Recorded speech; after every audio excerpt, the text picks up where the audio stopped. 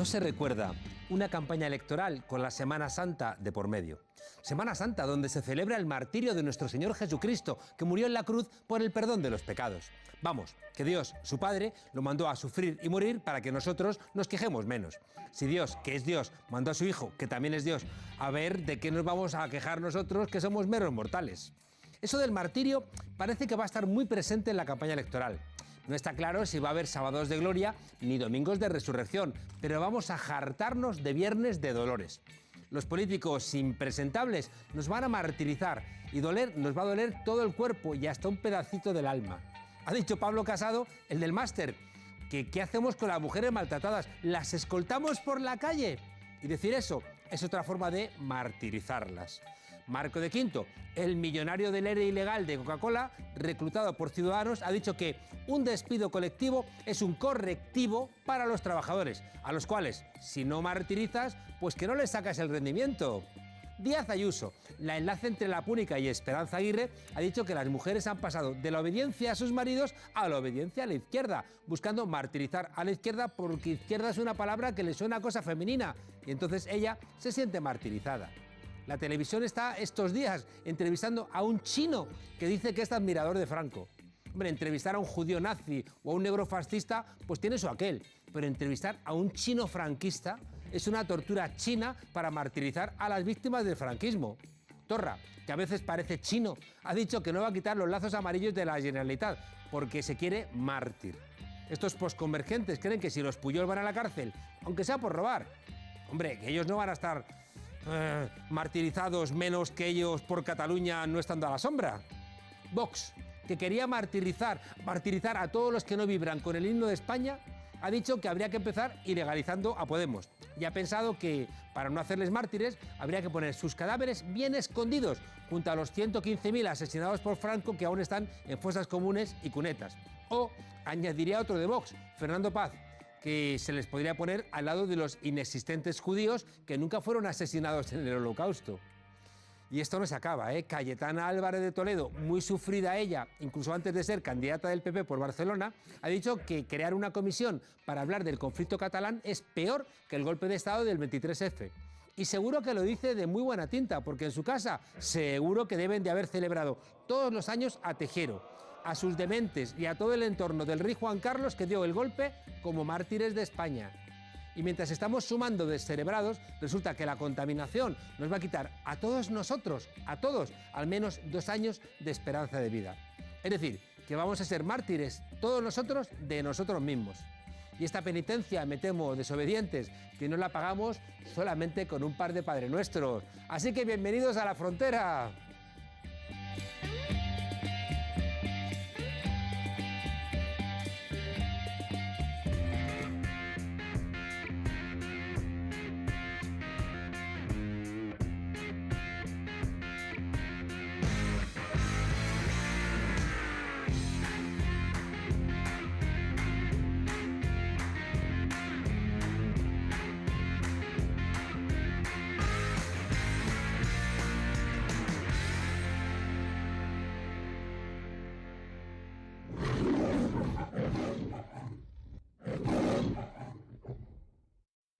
Qué grande es el cine y qué enorme poder ejerce sobre las mentes. Ya lo dice Zizek, el llamado séptimo arte es la perversión artística definitiva, la madre de todas las manipulaciones. No te da lo que deseas, te dice lo que debes desear. Y claro, cuando hablamos de cine, lo primero que se nos viene a la cabeza que es Hollywood.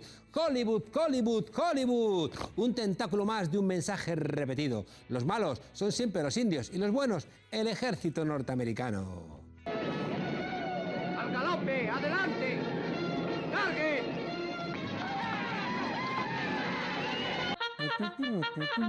A lo largo del último siglo, el cine se ha convertido en pieza clave de su hegemonía mundial. Sin que te des cuenta, claro. Manipular es propio de dictaduras. Es lo que hizo Franco en España, Hitler en Alemania, Mussolini en Italia, Stalin en la Unión Soviética, pero cuidado que también lo hacen supuestas democracias. El Pentágono necesita a Hollywood y Hollywood al Pentágono en una simbiosis total. Hollywood necesita los juguetitos del ejército para sus películas y el Pentágono necesita el marketing para promover un eterno estado de guerra donde haya enemigos creíbles para la población. Incluso contratan a directores para anunciar el fin de una guerra. Siempre tendremos París. No lo teníamos, lo habíamos perdido hasta que viniste a Casablanca. ¿Cómo surgió el amor entre Hollywood y el Pentágono? Bueno, pues basta seguir el rastro del dinero. Como siempre, todos los caminos conducen al business. Al final, Hollywood y el Pentágono comparten consejos de administración. Los dueños de los grandes estudios como NBC y Universal también tienen participación en la industria militar. Un negocio redondo, una bonita amistad, como diría Bogart al capitán Renault, que se remonta a comienzos del siglo XX. Ya en 1917 y en plena Primera Guerra Mundial, todos los que trabajaban en Hollywood prometieron ante Dios y ante la Biblia proveer películas y trailers para predicar el sueño americano a todos los rincones del planeta. Todas esas historias de que América no quiere luchar, que pretende estar al margen de la guerra, son un montón de estiércol. A los americanos, por tradición, les entusiasma luchar. Todo verdadero americano ama el acicate de la pelea. Luego llegaría la Segunda Guerra Mundial y tuvieron que llamar de nuevo a filas a Hollywood. La colaboración aumentó a niveles inéditos. La propaganda política asaltó las salas de cine sin ningún tipo de pudor. Los estudios producían dramas de guerra como El que hace churros. Eso sí, todos con un mismo mensaje: exaltar el heroísmo y el esfuerzo americano en combate. Vamos, para que fuerais a morir por la patria llenos de alegría. Y ahí, tras la Segunda Guerra Mundial, es cuando se dieron cuenta de lo lucrativa que podría ser esa relación. Así que el ejército abrió las puertas de cuarteles y bases militares a las productoras para que dispusieran del material militar que necesitaran. Y así aparecen helicópteros, tanques, portaaviones, personal especializado, cuarteles. La barra libre del ejército se tradujo en enormes ahorros de costes y, por tanto, mayores beneficios para las productoras. Pero ¡ay, amigo mío! El Pentágono te va a dar algo gratis. Quid pro quo. Los militares exigieron a cambio tener la última palabra en los contenidos de las películas. Vamos, una forma como otra cualquiera de censura. ¡Firmes! ¡He dicho firmes, gusanos asquerosos! El procedimiento era muy sencillo. El guión primero tenía que pasar por las manos del Pentágono, que podía corregir, suprimir o reescribir todo aquello que le pareciera oportuno. ¡Ay! La libertad de los guionistas y de los directores, ¿dónde quedaría? Y quien se negara a pasar por el aro, pues a comprarse los tanques. Con la excusa de proteger al país, lo que hacían era consagrar la película a mayor gloria del Departamento de Defensa. Claro, y a mayor beneficio de la industria militar. Tanto monta, tanto. ¡Me gusta el olor del napalm por la mañana! La Guerra Fría trajo una nueva versión de las películas de indios y vaqueros. Vamos, que de buenos y de malos. Y ahora los malos llevaban una estrella roja de 5 puntas en la frente o en la solapa. Había que perseguir al comunismo hasta en las salas de cine. En el corazón de la mayor democracia del planeta, en la médula espinal del país de las libertades, llegó la caza de brujas. ¿Y quién eran los perseguidos por el Comité de Actividades Antiamericanas?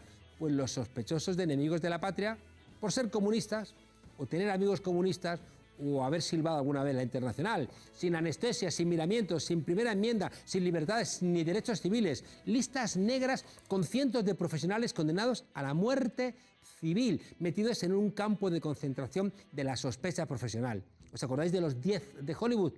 Ay, si no os acordáis, y os acordáis más de Ronald Reagan o de sinvergüenzas que denunciaron a sus compañeros, no sé, como Walt Disney o incluso Gary Cooper, ay, de la lista negra tampoco se librarían otros como Chaplin o como Capra. Obviamente los díscolos que optaron por rechazar la censura, como Francis Ford Coppola en Apocalipsis Now, no tuvieron la ayuda del ejército. Y eso les supuso, pues eso, que sus producciones se encarecerían muchísimo. Otros, en cambio, se han entregado. ¿Y qué han obtenido como resultado? Pues que obtienen Oscar tras Oscar por demonizar a los árabes o por justificar asesinatos. Lo que no cuenta la historia oficial es que detrás de toda esta operación de censura orquestada por el senador McCarthy estaban también los intereses domésticos de los propios estudios de Hollywood, porque es que utilizaron la caza de brujas como una forma indirecta de decapitar a los líderes sindicales y así 2 pájaros de un tiro. Has been a small group within the Screen Actors Guild which has consistently opposed the policy of the Guild board and officers or the Guild itself as evidenced by the vote on various issues.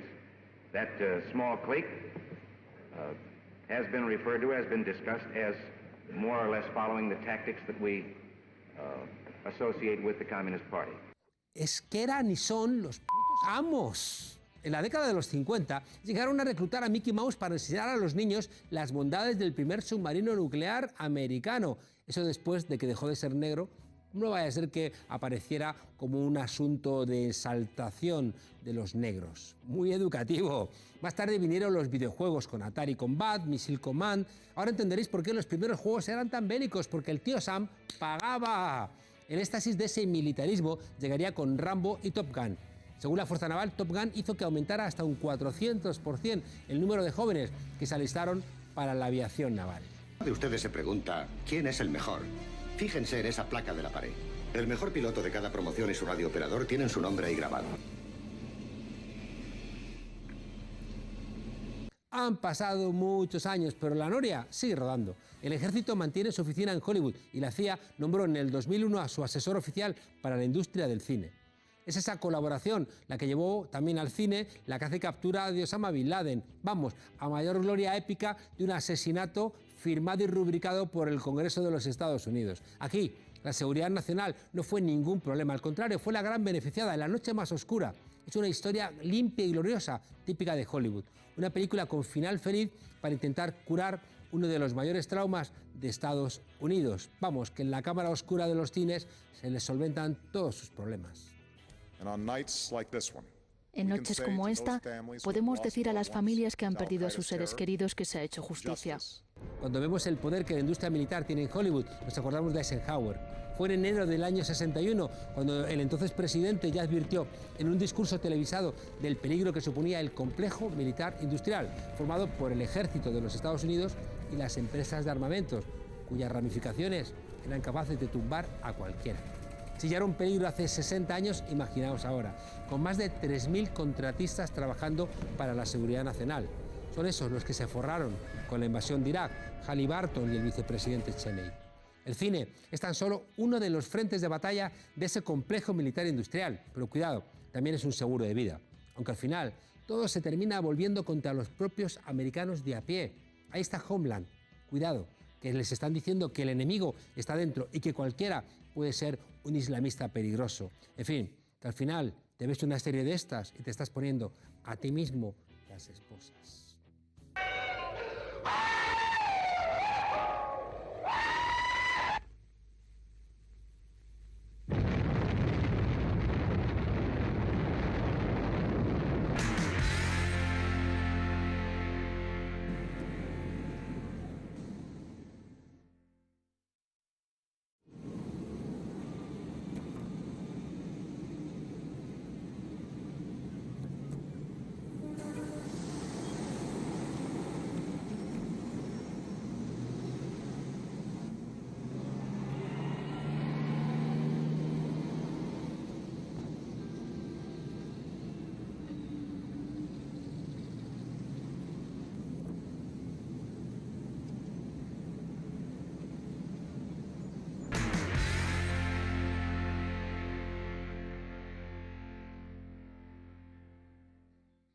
Exilio es una dimensión de la vida humana porque, aunque sea cierto, lo mejor sería que no hubiera nunca más exiliados.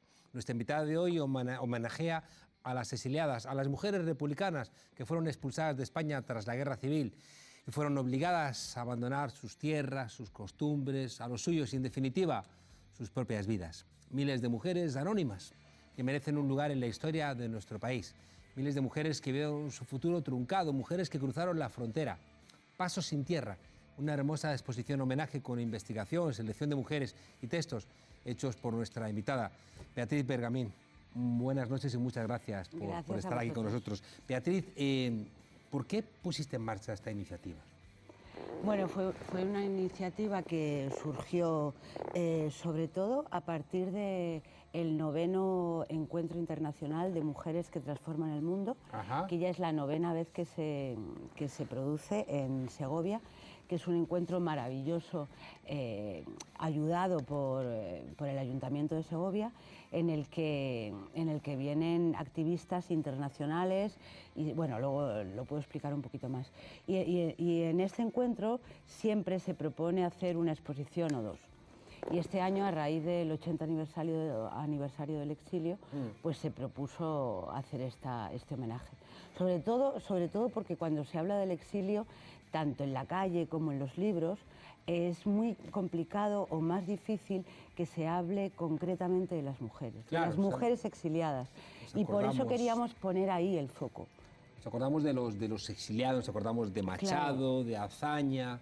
Claro, sobre todo porque, bueno, Pero las mujeres... Como decía mi abuelo, que pertenecía a la generación del 27, claro, que él llamaba generación de la República, pues era una generación importantísima intelectualmente, donde la política y el pensamiento estaba muy imbricado, pero donde a lo mejor se ha dado un poquito más de luz, un poquito, no mucha, a las mujeres creadoras o a las mujeres intelectuales, que afortunadamente se está empezando a hablar de María Zambrano, claro, se está empezando, pero no están en los libros de texto de una manera evidente, en igualdad de condiciones que los hombres del 27.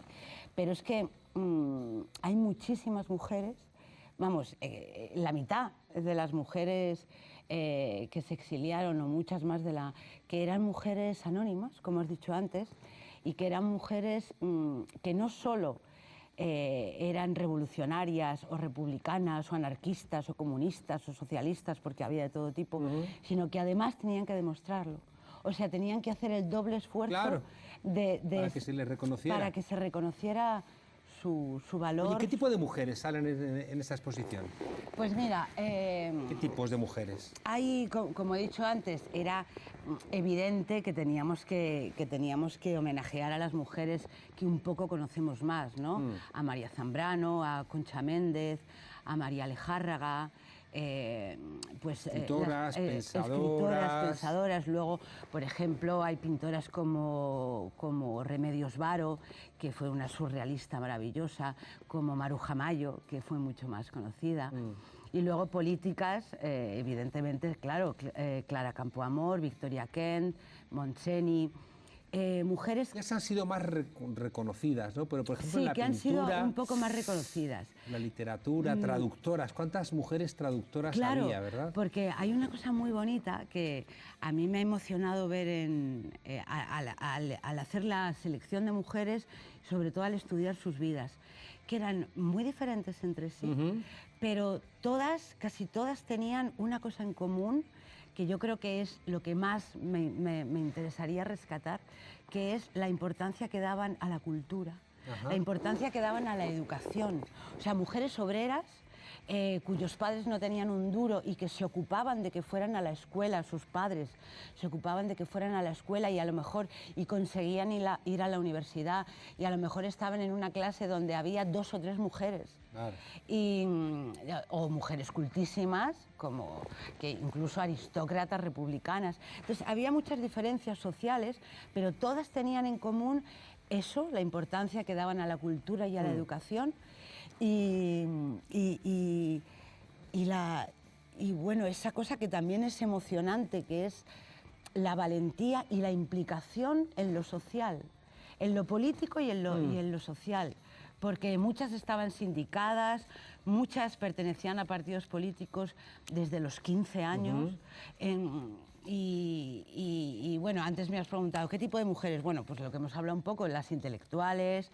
Déjame hacerte una pregunta, Beatriz, porque tengo la sensación de que estas mujeres a las que les estaba vedado estudiar, ser artistas, destacar, provenían de diferentes estratos sociales, pero tengo la intuición de que se encontraban como mujeres, se encontraban de alguna forma en ese desencuentro con una cultura patriarcal y les hacía tener un sentimiento feminista que después desapareció. Claro, porque en el tema del feminismo fueron absolutamente valentísimas y pioneras, porque una de las cosas importantes que hacían y donde se mezclaban era en la comunidad, en los sindicatos, en las reuniones que hacían, donde unas enseñaban a otras y educaban unas a otras, no solo a aprender a leer y a escribir, en los valores feministas. Claro. Y educaban en la igualdad. La expresión que habéis recuperado a las mujeres de sororidad, ¿no? Para ponerla al lado de la fraternidad, Supongo que ellas lo practicaban, claro, Claro, constantemente. absolutamente, y además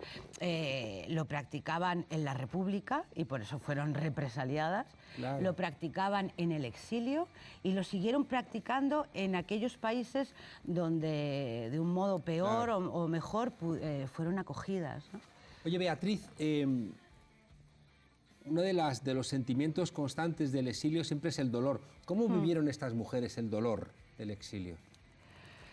Bueno, es importante, por ejemplo, para este tema, leer a muchas mujeres que han escrito sobre el exilio y que dan otra mirada sobre el exilio que no es la de los hombres. Es importante, yo creo, leer a Concha Méndez, leer a María Lejárraga, leer ¿Qué diferencias hay los entre ese exilio de las mujeres y el exilio de los hombres? Bueno, es un exilio de un dolor, yo creo que tiene una profundidad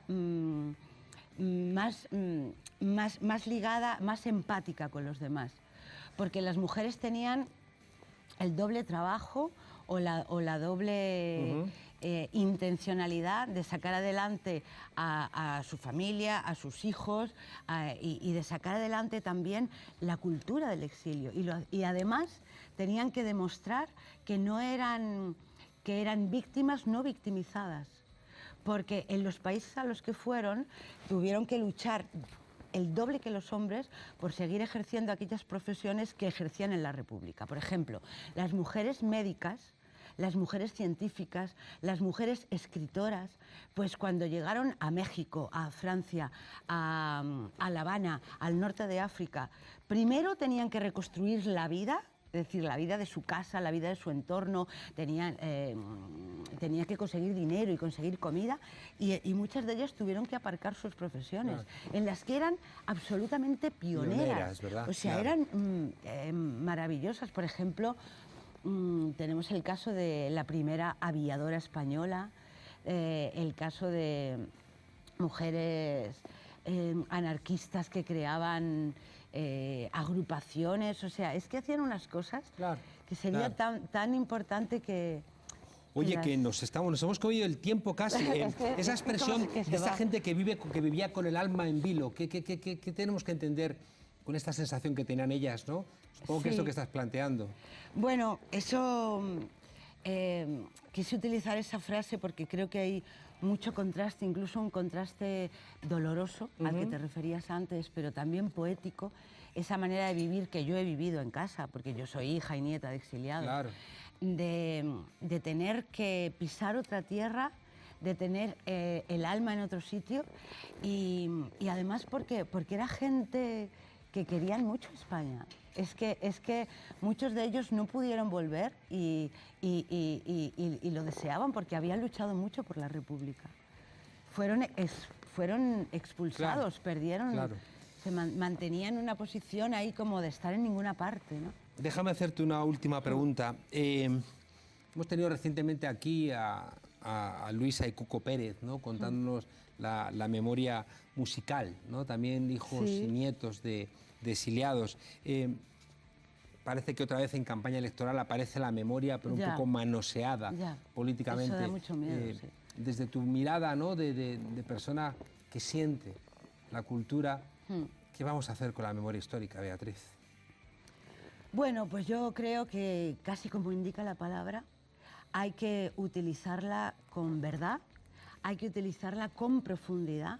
Yo creo que hay que intentar que la memoria histórica no sea como el feminismo también, como una cosa intercambiable, que ahora me viene bien usarla, que ahora que bien que voy a hablar de los republicanos y ahora voy a...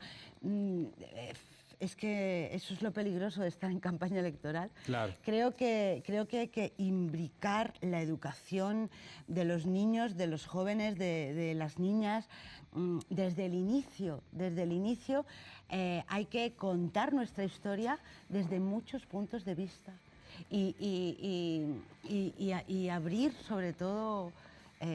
abrir la memoria hacia lo profundo de la memoria, no hacia lo frívolo, ¿no? Claro. O sea, Beatriz Bergamín, autora de la exposición Homenaje Pasos sin Tierra en Segovia, 50 fotos, textos, para que no se nos olvide de dónde venimos y que no se nos olvide toda aquella gente que anticipó nuestra rabia ante las injusticias y que si los olvidamos estamos condenados a vivir otra vez todo aquel dolor. Beatriz, muchísimas gracias por acompañarnos y ojalá podamos estar pronto en Segovia visitando la exposición. Gracias. Muchas gracias. Hasta pronto. Hasta prontito. Lolo, aprieta nuestro botón de reconstruir las maravillas. Dale a la momia una tumba a la almudena, que a la momia hay que hacerle un huequito a la almudena. Dale a la momia una tumba a la almudena, la almudena. Ay. Dale a la momia una tumba a la almudena, que a la momia hay que hacerle un huequito a la almudena. Dale a la momia una tumba a la almudena, la almudena. Ay. En la almudena hay una tumba para Franco y queremos que sea ese su destino. Aunque diga la ministra Carmen Calvo, eso es un desafío. ¡Ay! Pues anda que no hay películas contándonos la historia de gente que tras la muerte tiene experiencias paranormales y dice haber sido guiado por una luz divina blanca que le indicaba el camino. No sé quiénes han visto al mismísimo San Pedro negar el paso al cielo de un tipo que iba con calcetines rojos, pero y el infierno, el único que ha visto al diablo con calcetines rojos es Máximo Pradera, y le damos las buenas noches, don Máximo. ¿En buenas qué infierno andas tú esta noche con calcetines rojos? Pues en un infierno llamado Pablo Montesinos, mi querido profesor. Que el Señor nos pille confesados. Este periodista majete, de cutis impecable, del que todos sus colegas, incluidos los de izquierdas, parecen ser amigos y hablan muy bien, e incluso le han enviado felicitaciones por su audaz salto a la política, ¿no? Yo creo que aquí estamos ante una concepción de la amistad que a mí no me gusta nada. Yo lo diría que es una concepción un poco mafiosa, que se da mucho en España, que dice que un amigo es esa persona que cuando te presentas en su casa a las 3 de la mañana con un cadáver, no te pregunta cosas, ¿no? Te ayuda simplemente a esconder el cadáver para que no te trinque la policía. Yo creo, Juan Carlos, que eso no es un amigo, eso es la madre de Jack el Destripador, que lógicamente vela por su retoño, pero eso no es un amigo. La amistad es otra cosa. Mira, la amistad, lo decía el guionista y escritor Rafael Azcona, uno de los españoles más sabios que ha habido, es algo mucho más frágil que el amor incluso, y no conviene ponerla a prueba, porque la amistad es muy frágil. No le pidas dinero a un amigo, no le pidas un libro, acéptalo solo si motu propio, él te los da, pero desde luego no le hagas comulgar con ruedas de molino, que es lo que nos están haciendo ahora comulgar en el caso de Pablo Montesinos, ¿no? Que era más bien periodista. Se supone que a un periodista le interesa la verdad. Voy más allá, un periodista es un especialista en buscar la verdad, como un perito con de los seguros, ¿no? Que va a ver en qué le ha engañado el asegurado y va a reconstruir los hechos. Entonces, ¿qué pasa? Si un especialista en la verdad se pone, como se supone que es este Montesinos, se pone a las órdenes del político más mentiroso que hay en España, que es Pablo Casado, que es un intoxicador profesional, ¿qué mensaje estás enviando a la opinión pública? Pues yo solo he llegado a la conclusión que puede ser uno de estos dos. Uno, o como periodista nunca me preocupé de buscar la verdad, de modo que si el paso al PP, a las órdenes de un mentiroso compulsivo, a mí no me supone ningún problema, porque voy a seguir haciendo lo que llevo haciendo toda la vida como periodista, que es engañar y confundir a la opinión pública. El otro mensaje posible es, bueno, como periodista es cierto, estaba casado con la verdad, pero ahora mi salto a la política implica que ese matrimonio ya queda disuelto, como si hubiera anulado el matrimonio con el Tribunal de la Rota, y ahora asumo que mi profesión es otra y que voy a defender todas las mentiras y todas las difamaciones que haya que poner en circulación por mandato de Casado para conquistar el poder o para mantenerme en él. Pero Max, dime. ¿Tú crees que un tipo como Casado, que está pasando a cuchillo a todos aquellos que no se le han cuadrado, va a buscar... Mira que no hay periodistas, los de la Plaza de Colón, por ejemplo. ¿Va a buscar un periodista que está casado con la verdad? Pues no lo sé, pero es que los amigos... Yo he encontrado, mira, con periodistas que respeto, gente que decía, venga, Pablo, te apoyamos, no sé qué, qué valiente ese salto a la política. Vamos a ver, si tú das ese salto, ahí te pones al servicio de Casado, lo que tienes que hacer es retirarle el saludo por muy amigo que sea. Es que es un salto que no tiene vuelta atrás. No entiendo esos mensajes de felicitación del gremio de periodistas majetes a Pablo Montesinos por este audaz paso, ¿no? Porque es un salto, lo que ha dado Pablo Montesinos es un salto a la corrupción. Eso es la mentira es corrupción. Y Casado, perdóname la imagen, que es un poco quizá atrevida, pues el Leonardo da Vinci de la corrupción. O sea, no hay nadie que haya llevado la corrupción de la mentira a cotas más altas que este ser, ¿no? De manera integral. No, pues fíjate que yo estoy de acuerdo contigo, puse algún tuit y algunos periodistas me regañaron diciendo que sí, era una bellísima persona. Exactamente, pero ¿qué coño tiene que ver una bellísima persona con lo que ha hecho? Vamos a ver, a mí, ya lo decía Aristóteles, que es el de los griegos el más listo, ¿no? Amigo de Platón, pero más amigo de la verdad. Entonces, si un tío pues es amigo tuyo, pero da un paso que realmente es deontológicamente inaceptable, pues a tomar por saco el amigo, hombre, con lo que duele eso, pero bueno, te fastidias.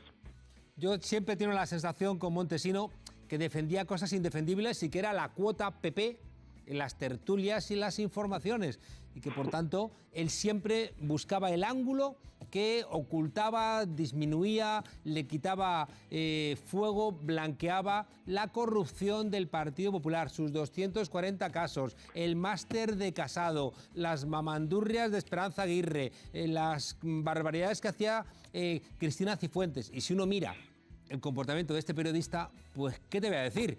Me llamaría más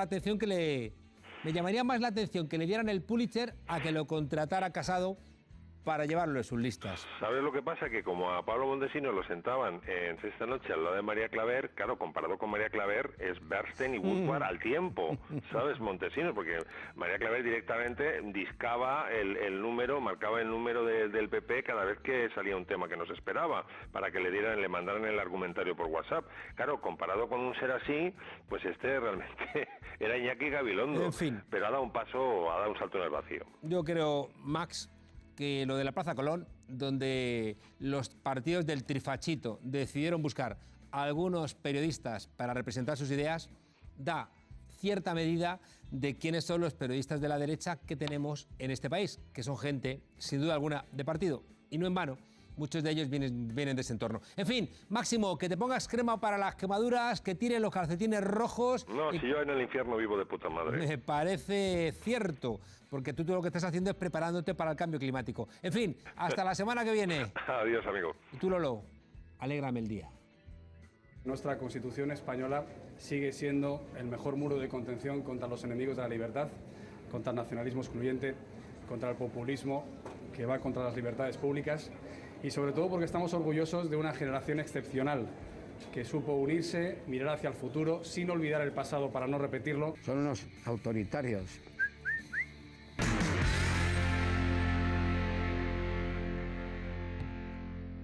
México.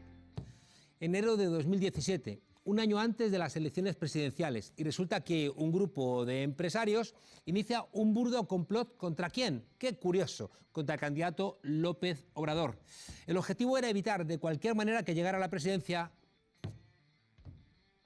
de México. Enrique Krause, historiador de cabecera de Albert Rivera, por cierto, fue el encargado de coordinar esta campaña bautizada como Operación Berlín. Enrique Krause.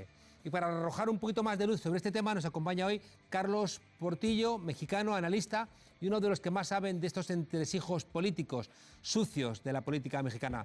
Carlos, buenas noches. ¿Qué tal? Buenas noches. Oye, antes de nada, ¿quién es Enrique Krause? Enrique Krause es un historiador, intelectual, es muy conocido que es un intelectual orgánico, siempre al servicio del PRI y del PAN. Se le considera incluso el heredero de Octavio Paz en esa función de relación con las figuras de poder. Dirige Letras Libres, una revista de cierto prestigio, al igual que Editorial Clio, que son empresas que han recibido históricamente financiamiento del gobierno federal, hasta ahora que está Andrés Manuel. Oye, de repente surge la Operación Berlín. Yo he podido leer cosas que demuestran que este señor, Enrique Krause, yo te respetaba un poco, pero después de leer esto, creo que eres un sinvergüenza. No sé si estoy exagerando. Pues no creo, porque, digamos, ¿cómo funciona todo esto? Se acerca el dueño de Coppel, el dueño de Cinépolis, varios empresarios, y se ofrecen como patrocinadores para Enrique Krause y su equipo más cercano. Ellos pongan, digamos, la parte del cerebro en la campaña incluso 18 meses antes de que empiece la campaña oficialmente Año electoral. y medio. Antes de que empezara la campaña, ya las encuestas señalaban que López Obrador iba muy fuerte y... Claro, y sabían del desgaste que había en el discurso de comparar a Andrés Manuel con Venezuela, que en el 2006 les funcionó muy bien, y entonces buscan, digamos, una estrategia un poco más integrada, más concreta. Enrique Krause, que publicó un libro sobre Chávez, que fue el de los más publicitados por parte de todo este mundo de la derecha que se dice liberal. Y llamaba a Andrés Manuel el Mesías tropical, ¿no? Así como con un dejo de racismo, de varias cosas, digamos, muy de la derecha y de la gente con privilegios, siempre atacando históricamente a Andrés Manuel y a cualquier personaje de izquierda. Claro, y entonces en esta operación Berlín, 18 meses antes, grandes empresarios con mucho dinero buscan a este tipo de gente. Exactamente, y conforman un equipo de guerrilla digital, que todo su objetivo era construir investigación, forzar datos, tergiversar la información para construir contenidos, memes, videos, cientos de páginas, fanpages en Facebook que iban a estar todo el tiempo atacando a Andrés Manuel. Es decir, un laboratorio, don Enrique Krause, uno de los historiadores más importantes del mundo liberal, dedicándose a construir un laboratorio de fake news. Exactamente. Oye, ¿por qué sale a luz todo este complot? Bueno, se han ido conjugando varios acontecimientos, entre ellos obviamente la llegada de Andrés Manuel y su equipo al gobierno federal. El ahora coordinador de comunicación social, Jesús Ramírez, encuentra documentos, contratos, facturas que involucran a cerca de 15 periodistas repartiéndose el 25% del presupuesto para comunicación del gobierno federal. Entre ellos está Krause, con sus dos empresas que son Editorial Clio, que aparte trabajaba en colaboración con Televisa, haciendo supuestos documentales, etcétera, y Letras Libres, recibiendo más de 80 millones solo en el sexenio de Peña Nieto, ¿no? Eso es en torno a 4 millones de euros. Sí, aproximadamente. Están ahí López Dóriga, De la Micha, recibiendo entre 27, 59, 70 y tantos millones, solo periodistas, así columnistas. Y entonces ahí surge un primer dato fuerte que llama la atención de la opinión pública. Y en estos últimos días, Tatiana Cloutier, que fue coordinadora de la campaña, lanza su libro de Andrés Manuel López Obrador y ahora diputada federal por Morena, lanza su libro Juntos Hicimos Historia, porque el eslogan de campaña era Juntos Haremos Historia, y ahora hace ella el recuento de cómo se vivió esta campaña, ella como coordinadora, y lanza este libro, y ahí habla ya específicamente de cómo su investigación arroja estos vínculos de Enrique Krause, de los dueños de Coppel, de Cinépolis, en toda esta trama, que intentaron primero hacer la trama rusa, no les funcionó, volvieron a intentar el discurso Venezuela, tampoco les funcionó, y cómo fueron tratando de dar ese discurso anti-AMLO. Y ahora sale uno de los investigadores que fueron contratados por Krause y su mano derecha, que es Fernando García Ramírez, diciendo y mostrando su factura, sus mensajes con Fernando García Ramírez, mano derecha operativa de Krause, de cómo se gestó toda esta trama, ¿no? Y ha salido Enrique Krause, que queda como un mentiroso, negando esas informaciones. Sí, dice que va a denunciar por difamación a Tatiana Cloutier, dice que no es cierto que haya tenido contacto con Ricardo Sevilla, que es esta persona que dice yo estuve en ese equipo, yo estuve en ese cuarto de guerra, me pedían investigaciones muy concretas, me pedían forzar los datos, me pedían generar argumentarios en función de ciertas lógicas anti Andrés Manuel, y aquí están los mensajes, aquí está todo, y aquí está cómo me tuve incluso que registrar como proveedor de Coppel, que es una tienda muy famosa, una franquicia de tiendas muy famosa en México. Se tuvo que registrar como proveedor de Coppel sin especificar qué servicio ni qué producto, de qué producto era proveedor, y que por medio de ahí le pagaban. Oye, igual que el caradura de Vargas Llosa, maravilloso escritor y patético demócrata, le hizo el trabajo a su hijo, que era bastante más tonto, haciendo popular aquella definición de que había izquierdistas que eran carnívoros, izquierdistas que eran vegetarianos, y le echó una mano porque el hijo no daba mucho más de sí. Parece que también el hijo de Enrique Krause ha estado metido en este complot. Claro, en varios de los mensajes que publica en el medio de Carmen Aristegui, este tipo que estuvo en ese cuarto de guerra. Vienen algunas peticiones muy concretas de García Ramírez, que eran insumos para artículos que iba a publicar a su nombre León Krause, hijo de Enrique Krause, ¿no? Es decir, que al final le hacen toda la tarea, ¿no? Le dan los argumentos, hacen los memes. Seguramente también había legiones de trolls, ¿no? Para intentar criticar cada vez que ponían algún tuit gente de la izquierda en México. Claro, esta persona, Sevilla, él estuvo, digamos, en la parte de investigación, argumentarios para generar esos contenidos o esas investigaciones y tergiversar la información, forzar datos. Pero él confiesa también que colaboró con ellos un equipo ya, digamos, de contenido multimedia, etcétera, que es una consultora que se llama Expertaria, que casualmente el dueño es alguien del PAN que estuvo en el área de comunicación con Felipe Calderón. Sabemos que esto siempre lo hace la derecha. Aquí lo que es todavía más sangrante es que lo hacen además con dinero público, ¿no? López Obrador ha planteado algo al respecto. Es decir, ha dicho que está muy bien, ¿no? Que hagan lo que les dé la gana, pero que no lo hagan con dinero público, ¿no? Claro. Sí, aquí la cuestión es, digamos, cómo se justifica ese 25% del presupuesto de comunicación del gobierno federal repartido solo entre 15 periodistas, donde el servicio, la definición del servicio es a veces incluso, no solo publicidad, sino asesoría de imagen, asesoría de información, así digamos de abstracto se vuelve ese tema, entre los cuales está Krause, digamos, con sus 2 proyectos donde reciben financiamiento. Por ese tipo de comportamientos en España ha habido políticos y periodistas condenados, porque es un delito utilizar dinero público para comprar a periodistas para que escriban artículos a favor tuyo o en contra de tus adversarios políticos. ¿En México no es un delito? En México, históricamente, porque digamos estamos viviendo este momento de transición, históricamente pues no, casi nada era delito en los términos prácticos, ¿no? En la praxis casi nada era delito. Podía aparecer una casa de millones de dólares de la esposa de Peña Nieto y no pasaba nada. Y más bien a la periodista que lo había lanzado a la luz le quitaban su trabajo, que ahora justo volvió a trabajar, que es Carmen Aristegui, donde uno de los medios que saca esta información. Y, digamos, la investigación está arrojando esos datos que esperemos que sí termine con alguien en la cárcel, ¿no? Claro. Oye, Carlos, los intelectuales en México han estado como muy divididos, ¿no? Una parte siempre ha estado desde el mayo del 68, ¿no? Muy críticos con la situación del país, pero en cambio otros han estado siempre en nómina. Claro. ¿No? Es una constante que a mí siempre me ha llamado la atención, los periodistas y los intelectuales más reputados, los que estaban en las tertulias, los que estaban en los grandes programas, los que las universidades les hacían millonarios contratos para dar una conferencia. Esa gente estaba en el entorno del poder y ahora, bueno, lo que se demuestra es que estaban en nómina cobrando por pensar. Sí. Sí, por pensar para el sistema, ¿no? Para poderle dar argumentos, insumos al sistema todo el tiempo.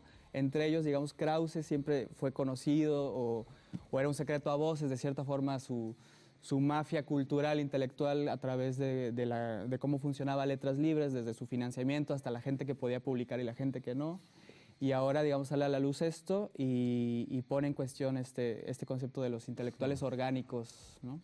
En fin, yo en una ocasión tuve la posibilidad de discutir aquí en España, cuando existía Canal Plus, con Enrique Krause, porque había sacado un libro, bueno, pues intentando denigrar la gestión de Chávez en Venezuela. Y yo recuerdo que le descubrí varias mentiras en el libro y antes de entrar le dije, esto es mentira, esto es mentira, esto es mentira. Y se quedó el hombre muy preocupado porque estaba acostumbrado a ir a programas de televisión donde solamente les hacían preguntas facilitas y nunca confrontaban, ¿no? Y ahora se demuestra que este historiador mentiroso y que es un fraude como tal, tan apoyado por Albert Rivera, tan apoyado por Pablo Casado, aquí en España al final se demuestra pues eso, que son gente que pone su pensamiento al servicio de los poderosos y que en el caso de López Obrador, que promete, ¿no?, el cambio en México, tenía enfrente a esta gente que cobraba por mentir. En fin, Carlos Portillo, muchas gracias por la información y espero, ¿no?, que México lo sepa, porque creo que ya va siendo hora, ¿no?, de que esta gente que tienen tanto prestigio pasen a ser considerados lo que realmente son, que es mercenarios de quien les paga. Así es. Muchísimas gracias. En fin, desobedientes, os dejamos con una buena noticia. Por primera vez una mujer ha ganado el premio Abel, que es el considerado el premio Nobel de Matemáticas. Resulta que lo ha conseguido una estadounidense, Karen Uhlenbeck, que se lleva este premio por sus revolucionarias investigaciones en la intersección con el mundo de la física. Pero ¿no decían que las mujeres no sabían pensar? Hasta mañana, desobedientes.